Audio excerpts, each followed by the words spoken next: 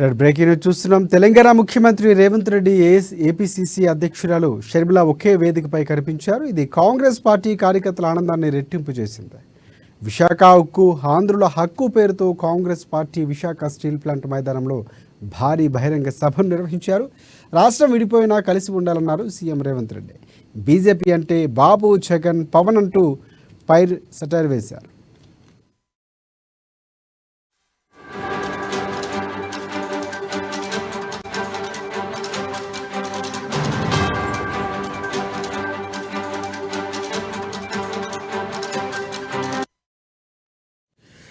Breaking news చూస్తున్నాం. తెలంగాణ ముఖ్యమంత్రి CM Revanth Reddy APCC అధ్యక్షురాలు షర్మిల ఒకే వేదికపై కనిపించారు. ఇది కాంగ్రెస్ పార్టీ కార్యకర్తల ఆనందాన్ని రెట్టింపు చేసింది.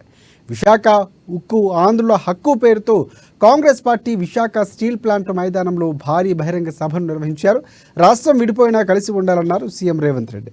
ఇక బీజేపీ అంటే బాబు, జగన్, పవన్ అంటూ సెటైర్లు వేశారు.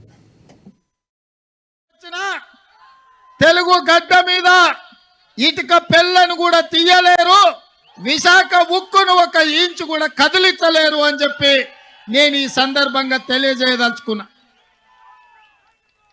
ఆనాడు కురుక్షేత్రం జరిగేటప్పుడు కౌరవులు, పాండవులు వేరు వేరు, వాళ్ళ మధ్యలో సమస్యలు వచ్చినప్పుడు పోరాటం వేరు.